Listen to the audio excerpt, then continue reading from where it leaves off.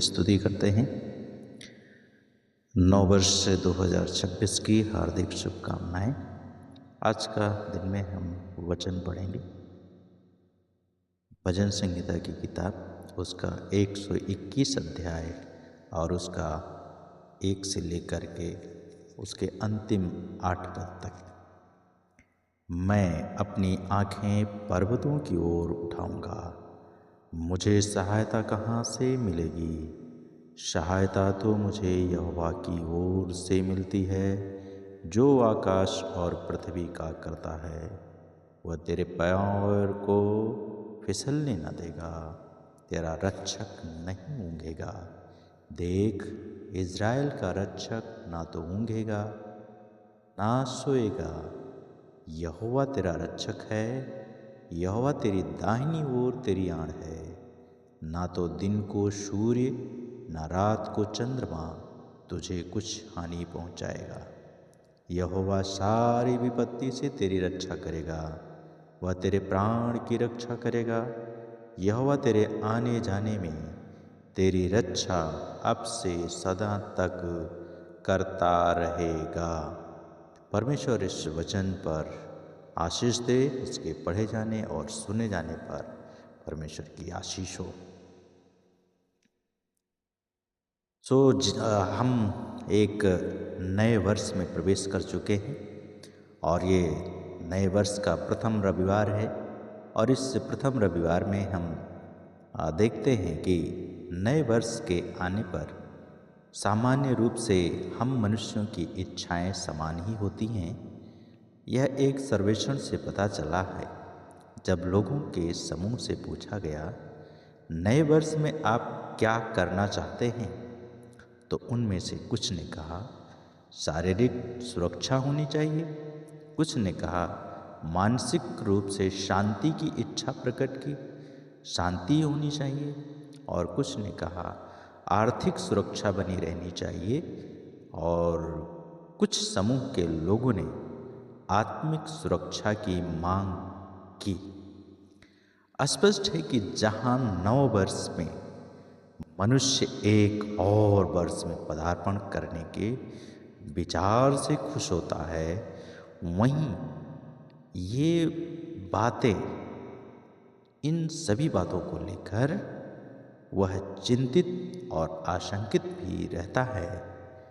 चिंताएं, आशंकाएं शैतान की ओर से आती हैं और इनका तोड़ परमेश्वर के वचन में विद्यमान है।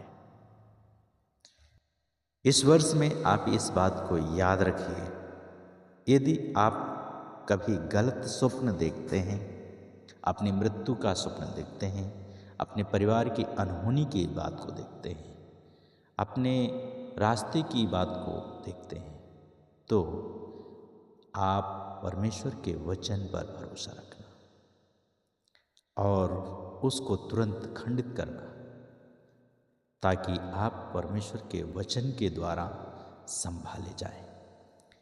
ये आप अपने जीवन में बड़े ही सावधानी के साथ में इसको याद रखें। आइए अब हम देखेंगे इस नए वर्ष में हमारी इन आशंकाओं के संदर्भ में क्या कहना चाहता है।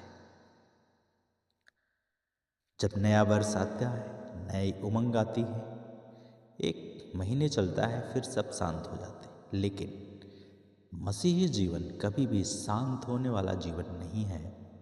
मसीह जीवन में हमें प्रतिदिन नया बनते जाना है। पुरानी बातों को छोड़ना है, नई बातों को ग्रहण करना है, और निराशाओं को छोड़कर आशा की ओर ध्यान केंद्रित करके अपने प्रभु के साथ में चलना है। इस नव वर्ष में परमेश्वर आपके साथ है। आज का जो टॉपिक है वो ये है, परमेश्वर हमारे साथ है।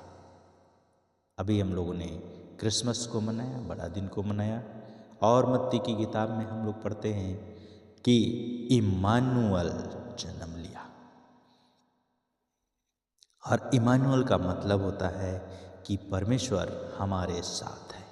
हालेलुया। आइए हम परमेश्वर हमारे साथ है तो हम हमें शारीरिक सुरक्षा हमें मिलती है। अधिकतर मनुष्य स्वयं अपने और प्रियों की सुरक्षा के प्रति चिंतित रहता है। आज के बीमार रोगी संसार में जहां रोज नई नई बीमारियां जन्म ले रही हैं, ये चिंताएं स्वाभाविक भी हैं। कल तक आप भले चंगे थे, अचानक सीने में दर्द हुआ, सौभाग्य से समीप के अस्पताल में आप पहुंचा दिए गए। वहां जाकर पता चला तीखा दर्द हृदयाघात था। ये क्या है? एक डॉक्टर ही दिन में आप हृदय रोगी बना देते हैं और आप डॉक्टर के पास में गए, एक ही दिन में आप हृदय रोगी। अभी जल्द की घटना है, हमारे गांव के आसपास में एक प्रिंसिपल जी थे और उनको हार्ट अटैक हुआ और वो इस संसार से चले गए। और बहुत सारे लोग जो हैं स्कूल में और इर्द गिर्द के लोग, उनके संबंधी लोग उस घटना से बहुत ही चिंतित थे। और स्वाभाविक है, ये घटना जब होती है तो आपको चिंता होती है। सो डॉक्टर ने ढेर सारे नियमों की सूची आपको पकड़ा देते हैं। और मेरे प्रिय, आपके लिए ये जानना आवश्यक है कि यदि बीमारी रोगों का जन्मदाता शैतान है तो चंगाई का दाता परमेश्वर है। ये याद रखिए, यदि बीमारी रोगों का जन्मदाता शैतान है तो चंगाई का दाता परमेश्वर है।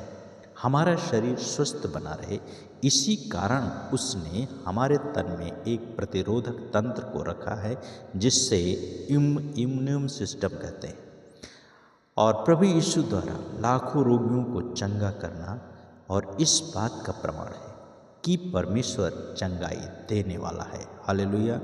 परमेश्वर चंगाई देने वाला है। इसी कारण उसका एक नाम है यहोवा रॉफे, अर्थात चंगाई का परमेश्वर। अतः हे मेरे प्रियो, यदि आप चाहते हैं इस नव वर्ष में आप भले चंगे रहें, हमारे प्रियजन इस नए वर्ष में सुरक्षित रहें, तो हमें इस नए वर्ष में चंगाई देने वाले परमेश्वर से मित्रता करनी है। यह महान प्रेमी और करुणामय परमेश्वर आपका हमारा पिता है। वह अपने भक्तों पर अपार कृपा और अनुग्रह करता है और हमें हर प्रकार की सुरक्षा भी प्रदान करता है। जब हम इस परमेश्वर को अपना पिता मान लेते हैं तो वो हमें सुरक्षित रखने की वाचा बांधता है। और वो कहता है भजन संहिता उसका 89 अध्याय उसका 28 पद में, मैं अपनी करुणा उन पर सदा बनाए रखूंगा और मेरी वाचा उनके लिए अटल रहेगी। याद रखिए, परमेश्वर की करुणा आपके ऊपर हमेशा बनी रहेगी। यदि आपको शारीरिक सुरक्षा चाहिए तो परमेश्वर आपके साथ में है और परमेश्वर आपके साथ में रहकर आपको सुरक्षा देने के लिए है। और इसलिए वो कहता है, मैं अपनी करुणा उन पर सदा बनाए रखूंगा। किस पर? जो उस पर विश्वास करते हैं उन पर। और परमेश्वर कहता है, मेरी वाचा, मेरी प्रतिज्ञा उनके लिए, जिसके लिए जो लोग प्रभु यीशु के ऊपर विश्वास करते हैं, अटल भरोसा रखते हैं, अटल रहेगी। कभी भी परमेश्वर उसको तोड़ेगा नहीं। जब हम परमेश्वर पर भरोसा रखते हैं तो हर विपत्ति के समय वो हमारी आड़ बनकर खड़ा हो जाता है। जैसे अभी हम भजन संहिता 121 का 5 में पढ़े कि यहोवा तेरा रक्षक है, तेरा रक्षक है, मेरा रक्षक है, सबका रक्षक है, और वो हमारी ओर, आपकी ओर, दाहिने हाथ पर हमारी आड़, आपकी आड़, सबकी आड़ है। और इसलिए हम उस परमेश्वर को अपने साथ में लेकर चलें। और इस नए वर्ष में परमेश्वर हमारे साथ रहना चाहता है, हमें सुरक्षा देना चाहता है, हमें शारीरिक सुरक्षा देना चाहता है। और उसी भजन संहिता 121 का 7 और 8 पद में लिखा है, यहोवा सारी विपत्ति से तेरी रक्षा करेगा, वह तेरे प्राण की भी रक्षा करेगा। 6 पद में परमेश्वर कहता है, ना तो दिन को सूर्य ना रात को चंद्रमा तुझे कुछ हानि पहुंचाएगा। क्यों? क्योंकि इसको बनाने वाला आपके साथ में है। सूरज को बनाने वाला परमेश्वर आपके साथ में है। चांद को बनाने वाला परमेश्वर आपके साथ में है। इसलिए आपको कोई हानि नहीं होगी। और परमेश्वर कहता है तेरे आने जाने में भी, यात्रा में भी परमेश्वर हमारी और आपकी सुरक्षा करेंगे। बोलिए हालेलुया विश्वास करने वाले। यदि आप विश्वास करते हैं तो आप प्रभु की स्तुति कीजिए, और यदि नहीं करते हैं तो भी सुन करके आप उसको अपने जीवन में लीजिए। परमेश्वर आपके लिए अद्भुत काम करने के लिए इस वर्ष में जा रहे हैं। कह रहा परमेश्वर तेरे आने जाने में तेरी रक्षा अब से सदा तक करता रहेगा।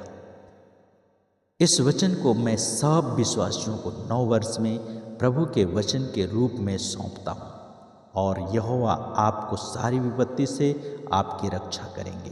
प्रत्येक दिन के आरंभ में अपने और अपने प्रियजनों के लिए प्रभु यीशु के सामर्थी हाथ में उसका लहू से ढकिए, उसका हाथ में सौंपिए, और प्रार्थना के द्वारा आपके चारों ओर आपके प्रिय लोग और प्रभु यीशु मसीह के सामर्थी लहू के द्वारा जब उसका कवच में रहेंगे, उसके चारों ओर से उस यीशु मसीह का लहू घेर करके रखेगा, तो कोई भी शत्रु का जो प्रहार होगा वो अभेद होगा, और वो अभेद सुरक्षा का कवच यीशु मसीह का लहू, परमेश्वर का वचन आपके साथ बना रह करके खड़ा रहेगा और आपको हर विपत्ति से बचाएगा। क्या आप इस वर्ष में अपने जीवन में शारीरिक सुरक्षा चाहते हैं तो आप यीशु मसीह के ऊपर विश्वास करके उसको अपने साथ में लेकर चलें। क्यों? क्योंकि वो आपके साथ रहना चाहता है, आपके साथ संगति करना चाहता है, आपको बनाया है, इसलिए वो आपके साथ में प्रतिदिन रहना चाहता है। दूसरी बात है मन की शांति। आज सारा संसार शांति चाहता है। शैतान ने हिंसा का, आतंकवाद, युद्धों का, आर्थिक समस्याओं का ऐसा दौर आरंभ कर दिया है कि मनुष्य इन समाचारों को पढ़ करके व्याकुल हो गया है। नित्य छपने वाली आतंकवादियों की क्रूर हत्याएं, धंसती हुई अर्थव्यवस्थाएं, इधर उधर का चारों तरफ कहीं प्रशासन से लोग टकराते हैं, कहीं नेता लोग टकराते हैं, कहीं आम जनता लोग दूसरों से टकराते हैं, कभी सरकार से लोग टकराते हैं। हर एक जन कहीं ना कहीं मन की शांति को पाने के लिए अपने आप को इधर उधर ढकेलते रहते हैं, और वो बढ़ते हुए बीमारियों से भी परेशान हैं। परिवारों में घटते हुए प्रेम को लेकर के सहनशीलता आज मानवीय अशांति का मुख्य कारण है। लेकिन मेरे प्रिय भाइयों और बहनों, हम में से अधिकांश अशांत हैं, क्योंकि हमारे जीवनों में पाप है, चोरी है, लालच है, व्यभिचार है और गंदे विचार है। यही पाप में आचरण हमारे मनों को गलानी से भरता है। गलानी अशांति को जन्म देती है, लेकिन परमेश्वर पवित्र है। पाप के कारण हम परमेश्वर से दूर होते हैं, परिणामतः उसकी शांति भी हमारे मनों में से लुप्त हो जाती है। यही कारण है कि मनुष्य परेशान होता है। इसलिए परेशानी को दूर करने के लिए कुछ लोग मद्यपान का उपयोग करते हैं, ड्रग्स का सहारा लेते हैं, कुछ लोग अश्लीलता को सहारा लेते हैं, कुछ लोग जो है कोठों पे जाते हैं और अन्य जगहों में जाते हैं, और कुछ लोग तीर्थ यात्रा करके, दान पुण्य करके मन की शांति को खोजते हैं। इस प्रकार पाप हमें निरंतर परमेश्वर से दूर करता जाता है, और धीरे धीरे हमारी आत्मा अनंत नाश नरक की ओर बढ़ती जाती है। इस कारण परमेश्वर ने भी हमें और आपको, और जो उसके बातों को नहीं मानते हैं, उनके मन की अभिलाषाओं के अनुसार अशुद्धता के लिए छोड़ दिया है। रोमियो की किताब उसका 1 अध्याय उसका 24 पद, यहाँ पे लिखा है कि मनुष्य बुद्धिमान होने का दावा करके वे मूर्ख बन गए, और उन्होंने अविनाशी परमेश्वर की महिमा को नश्वर मनुष्यों, पक्षियों, चौपाइयों, रेंगने वाले जंतुओं की मूर्तियों की समानता में बदल डाला। इसलिए परमेश्वर ने उनके मन की वासनाओं की अशुद्धता के लिए छोड़ दिया कि उनके शरीरों का आपस में अनादर हो। लोग शांति के लिए इधर उधर भटकते हैं, लेकिन शांति उनको मिलती नहीं है। संसारिकता में लोग खोजते हैं, नीच कामनाओं के बस में चले जाते हैं, झूठ को अपना लेते हैं, सृष्टि की आराधना करते हैं, सृष्टिकर्ता को भूल जाते हैं, अपने शरीर का अनादर करते हैं और इसलिए उन्हें शांति नहीं मिलती है। लेकिन यदि शांति चाहिए तो परमेश्वर हमसे ये चाहता है कि मनुष्य पाप में बना ना रहे, अशांत ना रहे और एक भी आत्मा नाश ना हो, वरन सबको मन फिराव का अवसर दे। उनको पापों से पूर्ण मुक्ति देना चाहता है, क्योंकि परमेश्वर प्रत्येक व्यक्ति के लिए अपना लहू बहाया, क्योंकि प्रत्येक पाप केवल लहू द्वारा ही क्षमा होता है। इसलिए परमेश्वर ने अपने इकलौते पुत्र यीशु मसीह को संसार में भेजा और प्रभु यीशु मसीह ने क्रूस पर स्वयं को बलिदान किया, अपना सारा रक्त मेरे और आपके पापों के लिए बहा दिया, मारा गया, गढ़ा गया, तीसरे दिन मृतकों में से जी उठा और शैतान पर पूर्ण रूप से उसके कार्यों पर विजय को प्राप्त किया। हम सब पापी हैं, इसी कारण हम अशांत रहते हैं। इसलिए आवश्यक है कि हम अपने पापों की सच्चाई क्षमा मांगकर प्रभु यीशु को अपने हृदय में बुलाएं। शांति का राजकुमार प्रभु यीशु को अपने जीवन में, अपने हृदय में हम आने से, जब हम बुलाएंगे तो वो हमारे हृदय में आएगा और आने से हमें सच्ची शांति मिलेगी। हालेलुया। जो संसार की चीज़ हमें नहीं दे सकती है। फिलिपियों की किताब उसका 4 अध्याय उसका 7 पद में लिखा है, तब परमेश्वर की शांति जो समझ से बिल्कुल परे है तुम्हारे हृदय, तुम्हारे विचारों को प्रभु यीशु मसीह में सुरक्षित रखेगी। इस नए वर्ष में यदि हम चाहते हैं कि हमारे मनों में, हमारे घरों में शांति बनी रहे, तो आवश्यक है कि हम अपने जीवनों को अशुद्धता से दूर करें और नए वर्ष में हम घरों की सफाई करें, अपने दिल की सफाई करें, अपने आत्मिक घर की सफाई करें। वैसे जिस प्रकार से हम इस संसार में रहते हुए अपने घर की सफाई करते हैं, उसी प्रकार से अपने मन रूपी घर में यदि गलत भावनाएं हैं, किसी के प्रति द्वेष है, घृणा है, कोई आपसे रूठा है तो उसे मना लीजिए, कोई उधार है तो उसे चुका दीजिए, किसी को क्षमा मांगनी है तो शर्म छोड़कर मांग लीजिए, बुरी आदत है तो यीशु मसीह के नाम से त्याग दीजिए, शराब पीने की आदत है, नशे की आत्मा है, उसको छोड़ दीजिए, त्याग दीजिए। इस नए वर्ष में शांति चाहिए तो अशांति उत्पन्न करने वाले कारणों को दूर कीजिए। आप पाएंगे कि परिस्थितियाँ कैसी हो, घटनाएं कैसी भी हों, आपके मन में शांति रहेगी। हालेलुया। प्रभु के वचन से लिपटे रहिए और पवित्र आत्मा से मरण भरने की प्रार्थना रोज करते रहिए, ताकि वह आपको कठिन परिस्थितियों में भी शांति से भरता रहे। छोटे छोटे कार्यों को प्रभु का कार्य मानकर उत्तमता से कीजिए। आप देखेंगे न केवल आप शांति से हैं, वरन आप आनंदित भी रहेंगे। हालेलुया। परमेश्वर आपको आनंदित रखेगा। क्या आप प्रभु में आनंदित रहना चाहते हैं? आपको प्रभु बुलाता है, आपके मन को शांति देता है और अपने मन को प्रभु के हाथों में सौंप दीजिए। इधर उधर धोखा मत खाइए, प्रभु आपके साथ में है। तीसरी बात है आर्थिक सुरक्षा। हम सब चाहते हैं कि नए वर्ष में हम सब आर्थिक रूप से सुरक्षित रहें, नित्य हमारी आवश्यकताएं पूरी होती रहे। प्रिय भाइयों और बहन, आर्थिक सुरक्षा आज के युग में लोगों की सब जमा पूंजी मारी गई है।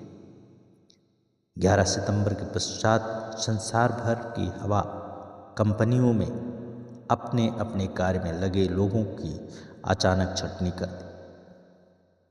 हजारों लोग एक ही दिन में बेकार हो गए। जीवन बीमा कंपनियां चारों ओर ध्वस्त हुई। बयानों में भरने वालों की भुगतान राशि चुकाकर दिवालिया हो गए।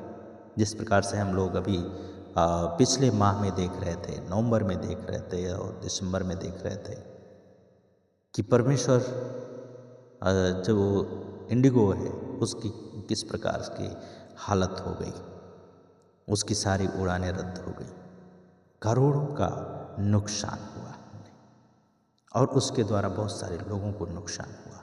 आने जाने वाले लोगों को भी दुगने पैसे देने पड़े। प्रियों, अचानक छटनी कर दी जाती।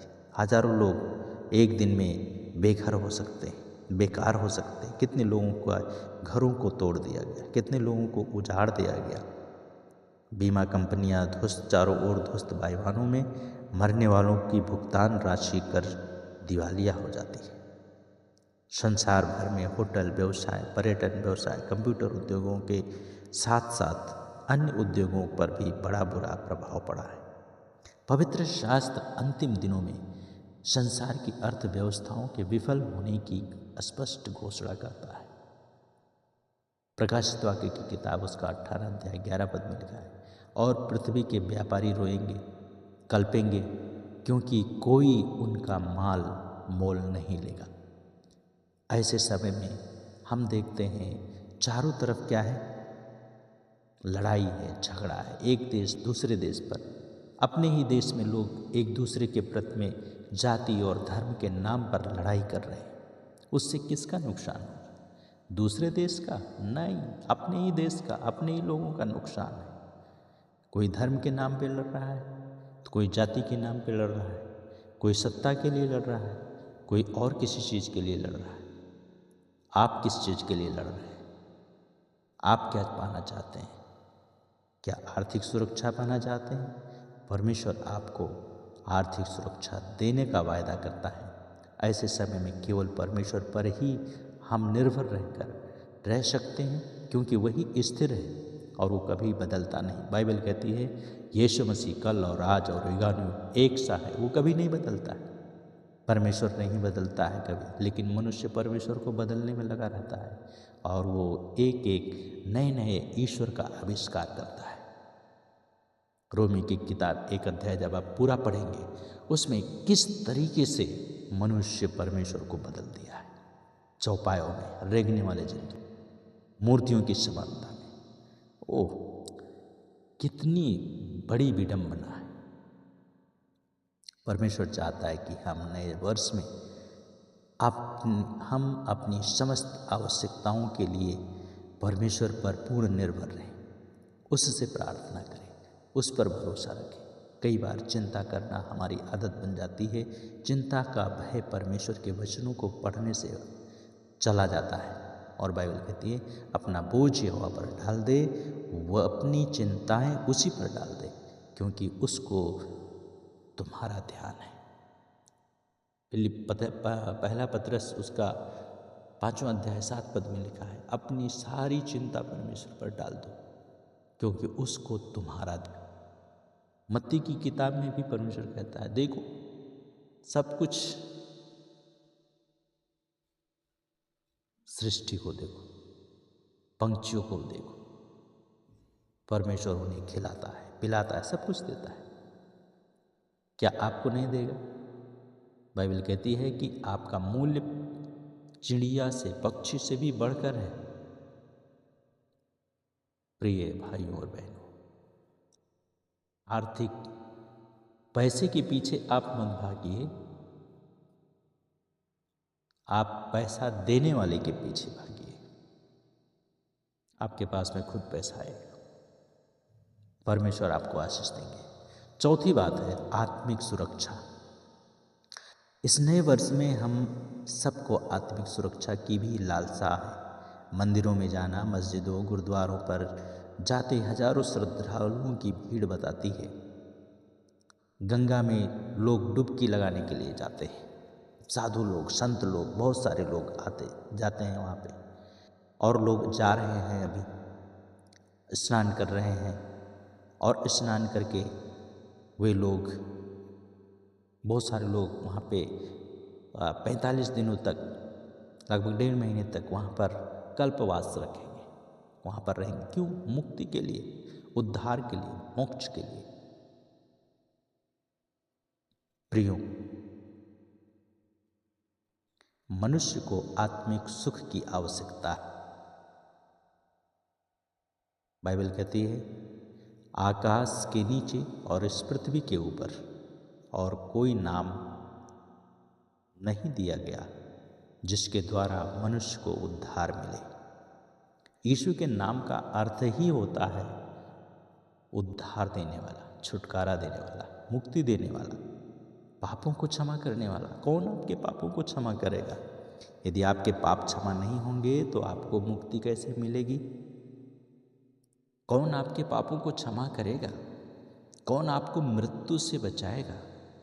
कौन आपको मृत्यु में से जिंदा करेगा? बाइबल कहती है आत्मा कभी मरती नहीं है। आत्मा, एक बार मनुष्य का जन्म होता है, एक बार मरना निश्चित है, उसके बाद न्याय का होना निश्चित है। गीता भी कहती है आत्मा अजर और अमर है। प्रिय भाइयों और बहनों, ये शरीर में आप जो कुछ करते हैं, एक दिन आत्मा का न्याय होगा और उस दिन आपको अपना न्याय परमेश्वर के सामने देना पड़ेगा। हम क्या सोचते हैं कि हम बहुत अच्छे काम करके परमेश्वर के पास में चले जाएंगे, लेकिन बाइबल कहती है यशायाह 64 अध्याय में, हमारे अच्छे कार्य परमेश्वर के सन्मुख मैले चिथड़ों के समान हैं। मुक्ति के लिए यह प्रयत्न व्यर्थ है। यदि प्रभु यीशु हमारे साथ है तो हम जीवन के दुखदायी, कष्टदायक परिस्थितियों में भी विजयी होकर निकल सकते हैं। हालेलुया। और प्रभु यीशु मसीह इसीलिए आया और उसने कहा, मैंने सारा व्यवस्था को पूरा कर दिया। एक भी व्यवस्था ऐसा नहीं है जिसको प्रभु यीशु मसीह ने पूरा ना किया हो। तो मनुष्य के उद्धार के लिए प्रभु यीशु मसीह ने हर एक व्यवस्था को पूरा किया। अब आपको बलिदान चढ़ाने की ज़रूरत नहीं है। अब आपको दुख उठाने की ज़रूरत नहीं है, कष्ट उठाने की ज़रूरत नहीं है।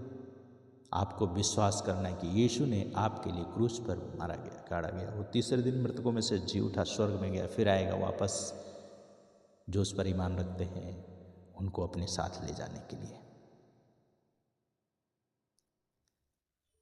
आइए हम अपने जीवनों में देखें, ये 2000 वर्ष 26 9 वर्ष कैसा हो सकता है। हो सकता है गत वर्ष की तरह भूकंप हो, युद्ध हो, आर्थिक मंदी हो, आतंकवाद बढ़े, लेकिन हमें एक ही बात स्मरण रखनी है कि परमेश्वर हमारे साथ है।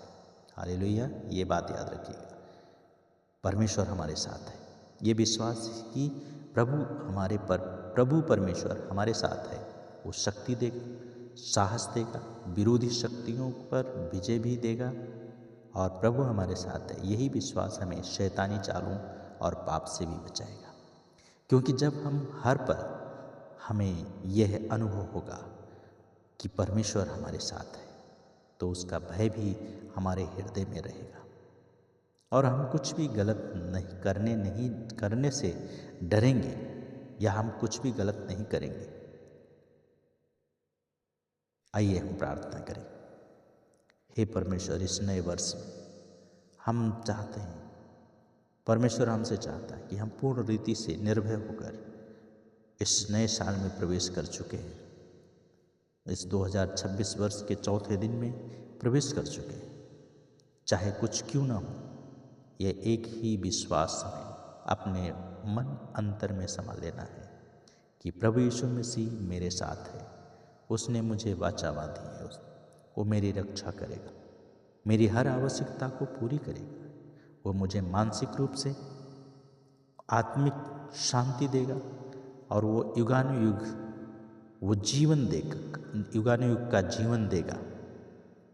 बाइबल कहती है, तू मुझे जीवन का रास्ता दिखाएगा, तेरे निकट आनंद की भरपूरी है, तेरे दाहिने हाथ में सर्वदा सुख बना रहता है। परमेश्वर हमें शारीरिक सुरक्षा देगा, मन की शांति देगा, आर्थिक सुरक्षा देंगे और आत्मिक सुरक्षा भी देंगे। इस वर्ष में परमेश्वर हमारे साथ होंगे, हमारे साथ है।